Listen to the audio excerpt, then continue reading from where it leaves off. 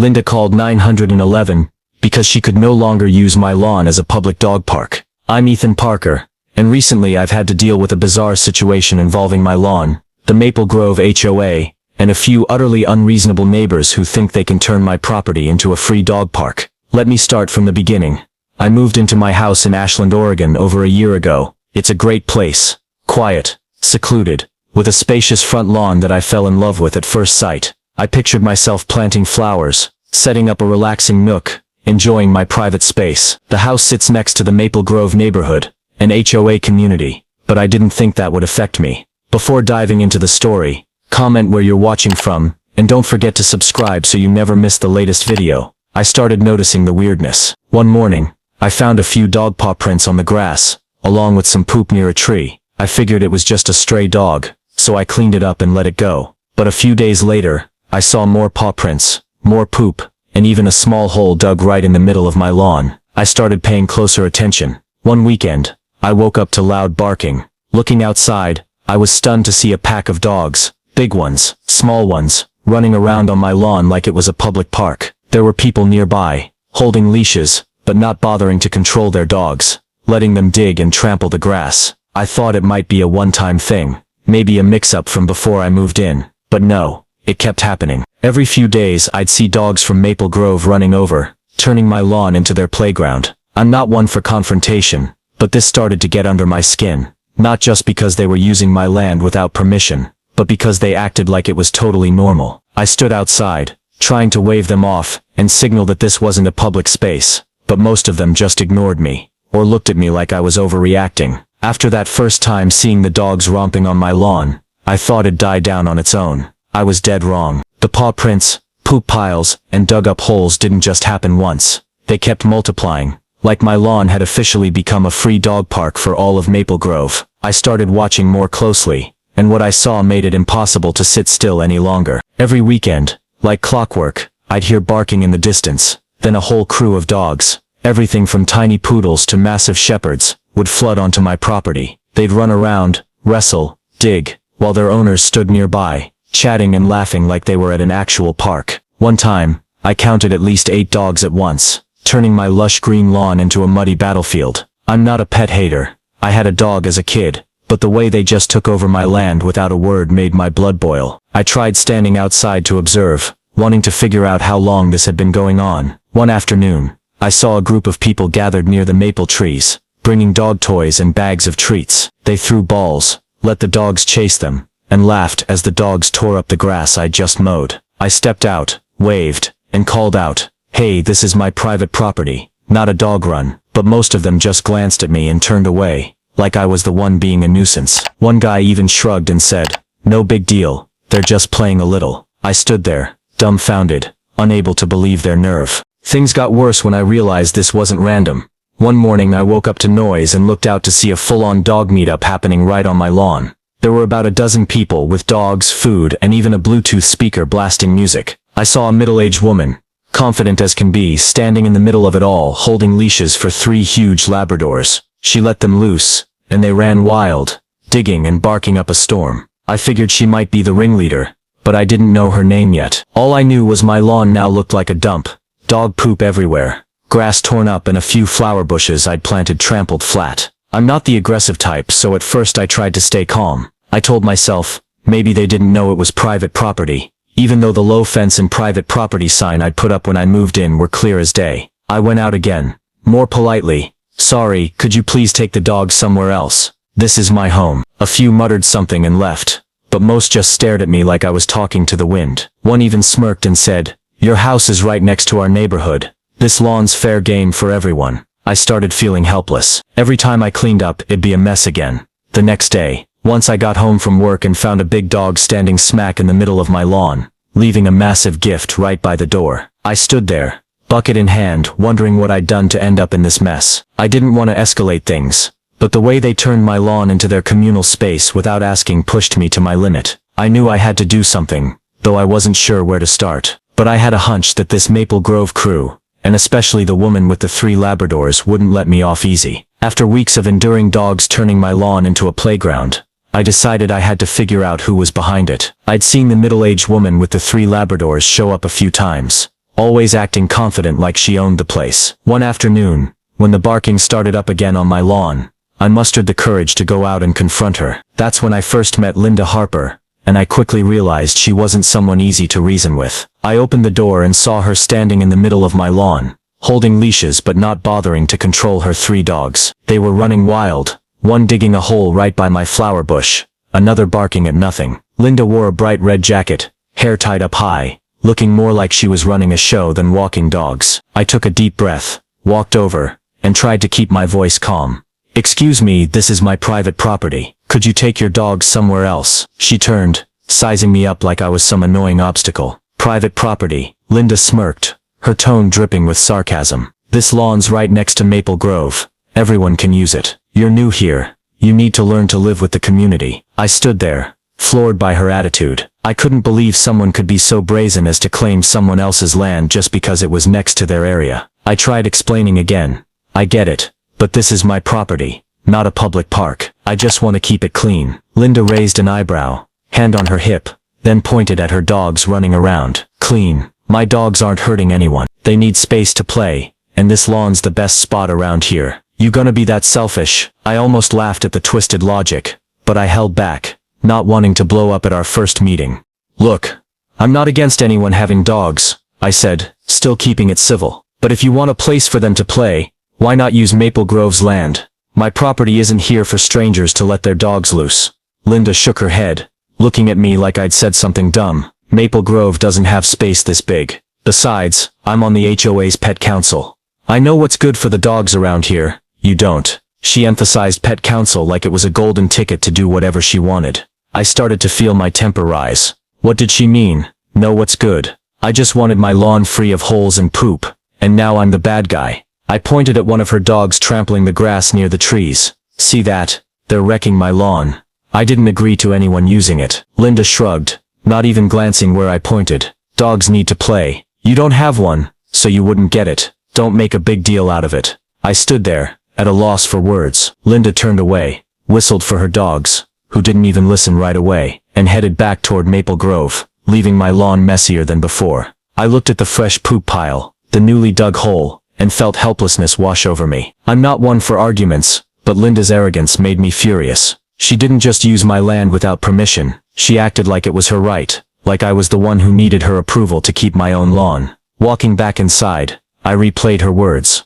Pet council member. I'd never heard of that council, but clearly Linda thought it gave her authority over everything dog-related here, even other people's property. After that run-in with Linda, I knew I couldn't let it go on. My lawn looked like a public dump now. Dog poop scattered everywhere, grass dug up, and the few flowers I'd planted reduced to a memory. Linda might think she could turn my land into a dog park because of her pet council title, but I wasn't about to sit back and watch her ruin my peaceful dream. I'm not a fighter, but I'm not a pushover either. I decided I had to act. First I thought about calling the Maple Grove HOA. Even though I'm not part of their neighborhood, I hoped they could do something to rein in people like Linda. I found their number online, called the office, and spoke to someone who said they were the secretary. I laid it all out, the dogs running wild on my lawn, Linda using my land like it was hers, and how she told me to live with it. The secretary listened, paused for a moment, then replied in a flat tone, "We're sorry, but that lawn isn't under Maple Grove's jurisdiction, so we can't intervene."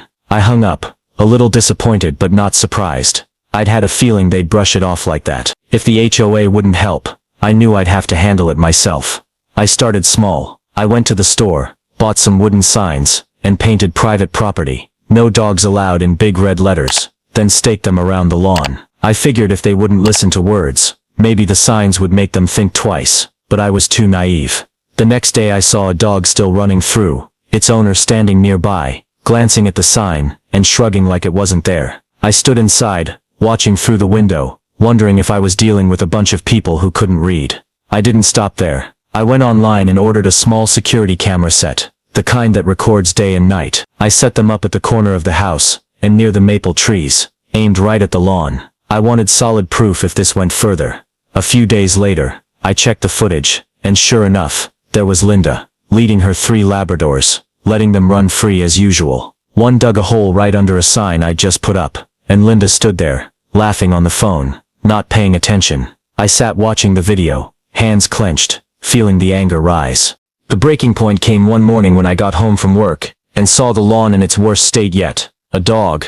I'm guessing Linda's had trampled the last flower bush I had left, leaving a huge pile of poop smack in the middle of the path. The grass was muddy from the previous night's rain, covered in paw prints and splashed dirt. I stood there, broom in hand, staring at the mess in disbelief. That was the last straw. I couldn't take it anymore. Linda and the Maple Grove crew might think I'd let it slide, but they were wrong. I decided to go big. I called a friend who's a contractor and asked about putting up a fence. He told me to check Ashland's regulations first, but if it's my land, I can do what I want. I went online, looked up Oregon's private property laws, and made sure I wasn't breaking anything. Then I hired a crew to come measure it out. I picked a 6-foot wooden fence, sturdy, tall enough to stop any dog. I told them to work fast.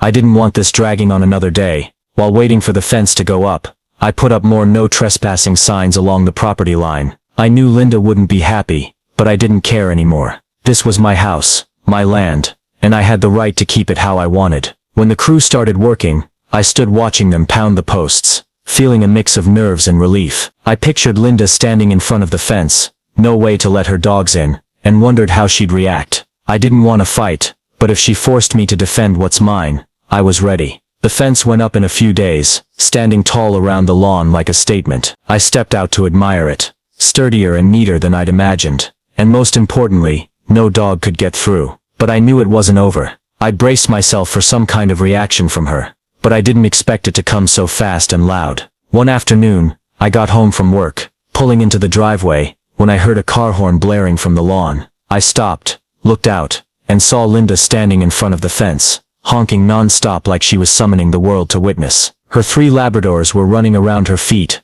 barking their heads off, while she glared toward my house. I sighed, knowing the fight I'd tried to avoid had officially started. I got out of the car, walked toward the fence, trying to stay calm even though I was burning inside. Linda saw me, let go of the horn, stepped out of her car, and charged straight at me, face red with rage. "Who do you think you are, putting up this fence?" she yelled, jabbing a finger at the wood, like it was the crime of the century. "My dogs need space to play. You need to take it down now." I stood there, a little stunned by her commanding tone, but I pulled myself together fast. "Linda, this is my land," I replied, my voice firm but not raised. "I've told you before, I don't want anyone letting their dogs loose here. This fence is to protect my property." She shook her head, hands on her hips, looking at me like I just said something stupid. "Protect your property. You're ruining the community. This lawn is the only place the dogs around here can run around. You don't have the right to block it." I almost laughed at that reasoning, but I held back, not wanting to add fuel to the fire. "If you want a place for dogs to play, use Maple Grove's land," I said, pointing toward her neighborhood. "This is my home, not a public dog park." Linda's face turned redder, her eyes flashing, and I could see she was starting to lose it. "I'm on the HOA's pet council," she shouted, as if that title gave her ownership of my land. "We've been using this lawn since before you got here. You'll regret doing this." I shrugged. "Go ahead, but this fence isn't going anywhere." I thought she'd storm off after venting, but I was wrong. Linda pulled out her phone, dialing with lightning speed, then turned her back, speaking urgently. I stood there watching her, wondering who she was calling. The HOA? Friends? But then I caught the words police and blocking access, and my heart pounded. Was she really calling 911 over my fence? I couldn't believe it, but minutes later, a police car rolled up the driveway, lights flashing, and 2 officers stepped out. Linda rushed to them before I could react, pointing at me and yelling, "He's blocking pet freedom. This fence violates our rights. I need him to take it down now." I stood there both shocked and annoyed, but I stayed quiet, waiting my turn. One officer, a tall guy with a name tag reading, Mike, approached me, looking a bit confused. "We got a call about blocking a passageway," he said, eyeing the fence. "Is this a public road?" "No, sir," I replied, keeping my voice calm. "This is my private property. I put up the fence to stop people from letting dogs run free on my lawn. Linda has been using it as a dog park without permission." I pulled out my phone, opened the camera footage I'd saved, and showed him Linda letting her dogs loose the day before. I also grabbed the property map from Jackson County out of my pocket, pointing out my boundaries. "I've got the paperwork right here. Everything's legal." Mike reviewed the footage and map, nodding slowly. "I see," he said, then turned to the other officer, who was trying to calm Linda down. I could hear her still shouting. He has no right. The HOA will sue him. But Mike walked over to her, his voice steady. Ma'am, this is private property. He's allowed to put up a fence. You're not permitted to enter without permission. Linda glared at him, then at me. This isn't over. You'll regret this. The police told Linda to leave, and she reluctantly got in her car, not before shooting me a fiery look. As the patrol car drove off, I stood staring at the fence, feeling both relieved and tense. I knew I was in the right legally. Oregon law protects my private property rights. After Linda's failed 911 call, I thought she'd go quiet for a while to regroup, but I underestimated Maple Grove HOA and Linda's sway in it. A few days after the police left, I was in the kitchen drinking coffee, when a plain white envelope slid through the mail slot. I picked it up, opened it, and saw the bold header of Maple Grove HOA. The letter was short but threatening.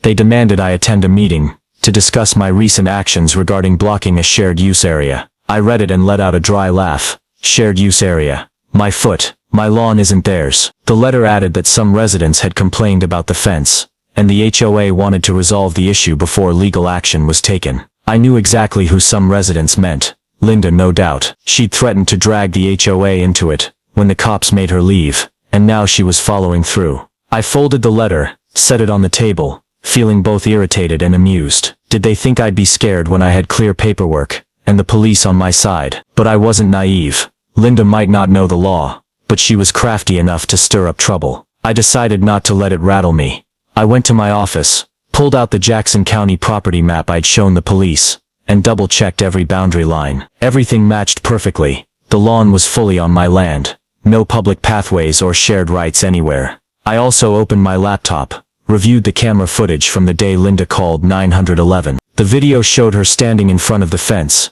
yelling, and the cops arriving to explain. Clear proof I'd done nothing wrong. I saved it all in a folder, telling myself to be ready if the HOA tried to play the legal card. To be thorough, I went online and dug deeper into Oregon laws on private property and HOA rights. I learned that HOAs only have authority within their neighborhood boundaries, and my land sits outside Maple Grove's jurisdiction. They had no power here, no matter how loud Linda screamed. I also found similar cases. People putting up fences to stop misused pathways or areas, and HOAs usually lost without proof of ownership. That boosted my confidence, but I knew Linda wouldn't back off just because of the law. I told my wife Sarah about the letter when she got home. She shook her head. This Linda has no shame. Does she think that HOA title will scare you? I laughed. Maybe she does, but I'm not backing down. Sarah nodded, telling me to stand my ground, though she worried it might drag on. My daughter Mia overheard and chimed in.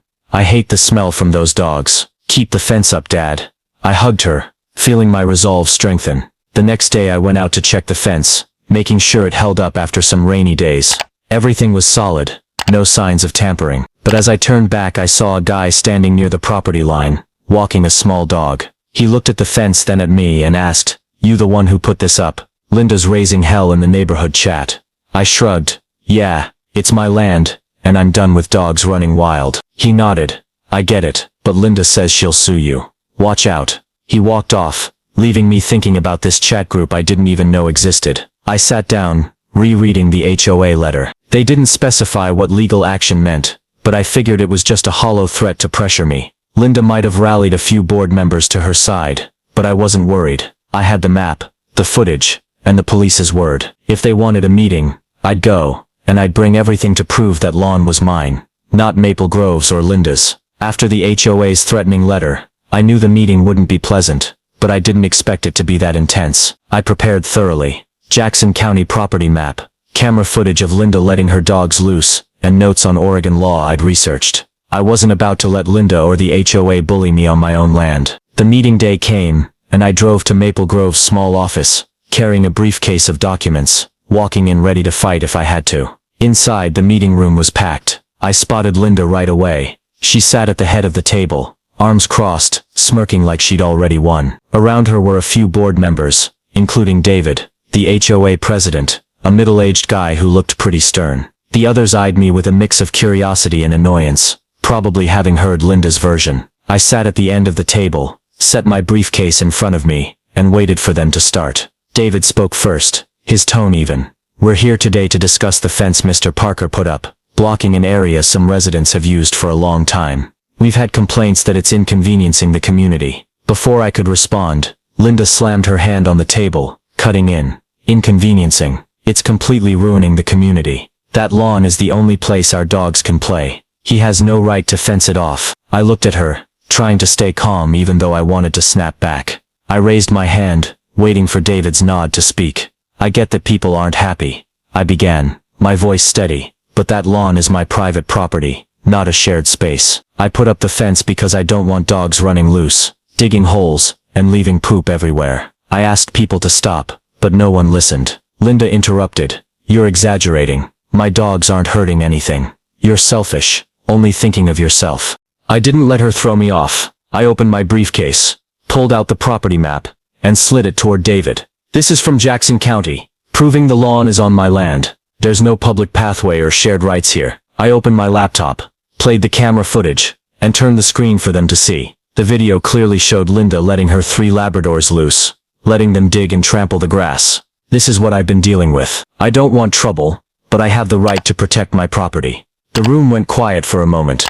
David studied the map, frowning, while a few members whispered to each other. Linda's face turned beet red, and she shot up, pointing at me. That's just paperwork. You can't ruin everyone's lives over a piece of land. We've used that lawn for years, I replied, calm but firm. Using it without permission doesn't mean you own it. This isn't Maple Grove's land, and the HOA has no authority here. Another member, I'm guessing Jenny from how she nodded when I spoke, piped up. I think he's right. If it's private property, we can't force him to take the fence down. Linda spun toward her, yelling, You're taking his side. He's making the whole neighborhood miserable. But David raised a hand, signaling for quiet. We need to look at this carefully, he said, eyeing the map. If this is private property, then Linda, you don't have a basis to demand the fence come down. Linda wouldn't back down. She slammed her hand on the table again. This isn't over. I'll take this higher. He'll regret going against us. I shrugged. Go ahead. But the law's on my side. I recounted how Linda called 911, and how the police confirmed my rights. The cops made it clear. This is my land, and I can put up a fence. If you sue, I'm ready to face it. The room grew heavy. David clearly didn't want this to escalate further, but Linda wouldn't stop. She kept ranting about community and dog rights. But I saw some members starting to waver. One quietly asked, Are we sure we have control over land outside our area? David didn't answer right away, just said, We'll review this with a lawyer before deciding anything else. But right now Mr. Parker seems legally correct. The meeting ended in mild chaos. Linda stormed out, not before shooting me a fiery glare, while I packed up my papers, feeling both relieved and tense. I'd won legally in the meeting. The map and footage were solid proof. But Linda seemed ready to play dirty to get her way. She mentioned higher up, and I wondered if she'd actually sue. Driving home I replayed what happened and told myself, if they wanted to keep this up, I wouldn't back down. I couldn't just wait for their next move. Instead of staying passive, I decided to strike back my way, take it to the media. At home I sat with my laptop, reviewing all the camera footage, from Linda letting her dogs loose to her 911 call. I had an unofficial recording from the meeting too. I'd turned on my phone and caught Linda's outbursts. I figured if the public knew, the pressure might make Linda and the HOA rethink. I'm not one for attention, but I was done with their bullying. I opened YouTube, made a short video titled, HOA Oversteps on My Land, The Lawn and Dog Story. I laid it all out, from the dogs wrecking my lawn, Linda's 911 call, to the recent meeting with footage and property map photos. The video wasn't long, about 10 minutes. But I kept my tone calm and clear. I ended with, I just want to protect my land. But the HOA and one of their members think they can control it. This is a warning for anyone facing something similar. I hit upload, not expecting much, just hoping a few people would see and support me. But the next morning, I opened my computer and was floored. The video had over 5,000 views, hundreds of comments, mostly backing me. HOAs are a nightmare. One wrote, Your land, your rules. Another added, Before I could process it, Linda escalated things. One afternoon I heard noise outside the lawn. Looking out I saw Linda with 3 others, holding homemade signs saying Save Our Dog Park, and yelling in front of my fence. Her 3 Labradors barked loudly, while one of the group filmed on their phone. I stood inside unable to believe my eyes. She was staging a protest over my fence. I grabbed my phone, recorded it through the window, and posted it on YouTube as a follow-up captioned, This is their response to me protecting my land. This time the video spread faster than I'd imagined. By evening it passed 10,000 views. And I got a message from Lisa, a reporter with Ashland Daily Tidings. She'd seen the video, wanted to interview me for a story. I agreed instantly. If Linda wanted to go big, I'd go bigger. Lisa came to my house the next day with a small camera. I told her everything, from finding dogs wrecking my lawn to Linda's 911 call and the HOA meeting. I showed her the map, footage, and the latest protest clip.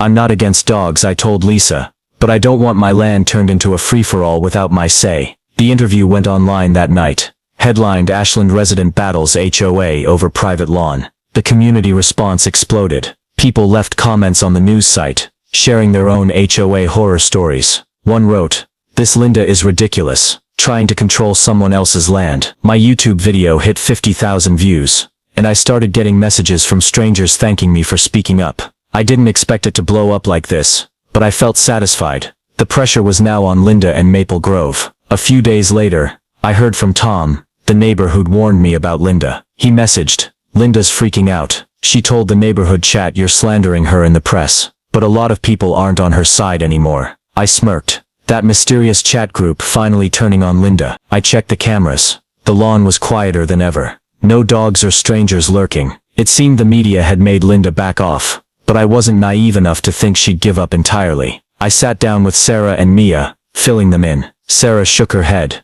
"You sure know how to make a splash, but I'm glad you didn't let them bully you." Mia jumped in. "Dad's a hero. I don't want those stinky dogs back." I hugged her, feeling some relief. The media had turned the tables, but I knew Linda and the HOA might be plotting something. After my story spread on YouTube and Ashland Daily Tidings, I felt a shift in the air. My lawn stayed quiet. No more dogs running wild. No Linda or sign holding crew at the fence. The video passed 100,000 views, and the news article got tons of supportive comments. I didn't expect the media to hit that hard, but it clearly made Linda and Maple Grove HOA reconsider. I started thinking it might be nearing an end, and I wasn't wrong. A few days after the article, I was mowing the lawn when my phone rang. A strange number. I picked up, and Linda's voice came through, but this time without the usual arrogant yelling. "Ethan, it's me, Linda," she said, quieter than I'd ever heard. "I saw your video and the article. Maybe I went too far." I stood there, mower in hand, hardly believing my ears. Linda Harper, who'd called 911 and staged a protest over my fence, was apologizing. I stayed silent, letting her go on. After the article, some people in the neighborhood turned on me. Linda admitted, her voice shaky. "They said I overreacted, that I shouldn't have messed with your land. I just wanted a place for the dogs to play. But maybe I was wrong not to ask you first." I almost laughed.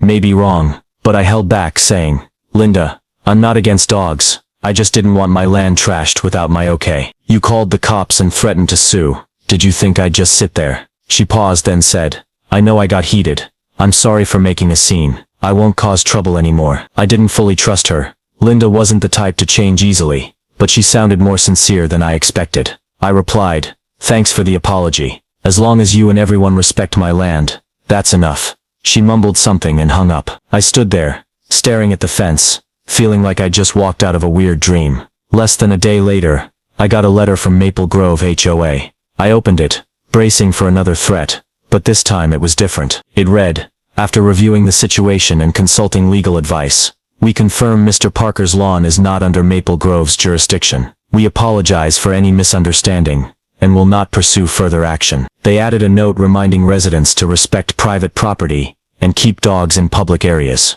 I read it, laughed out loud. They'd finally backed down. I called Sarah and Mia over, showing them the letter. Sarah shook her head. Didn't expect them to apologize that fast. The media really works. Mia bounced up.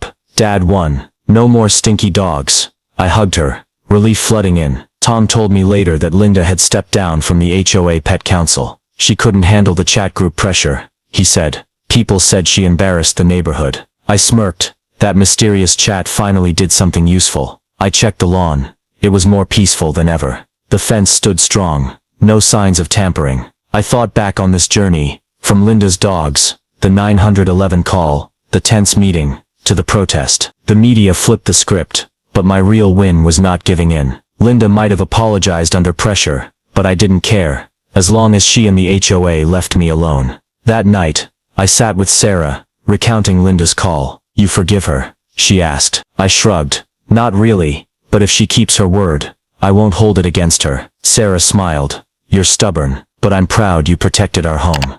I nodded, satisfied. The lawn was truly mine now, no longer anyone's dog park. After Linda's apology, and the HOA's retreat letter, things around the house settled back to normal. No more barking, or paw prints on my lawn. The wooden fence stood firm, like a silent guard, keeping my peaceful dream intact. I decided to fix up the lawn, replanting the trampled flowers, trimming the grass neat, and adding a small bench under the maple tree. For the first time in ages, the lawn felt truly mine. I stepped outside each morning, admiring the green space, free of poop piles or dug-up holes to drive me nuts. Sarah and Mia loved the change too. Mia often ran out to sit on the bench, reading or drawing, while Sarah said, "You finally got your yard back. It was worth the fight." I smiled, nodding, satisfaction welling up.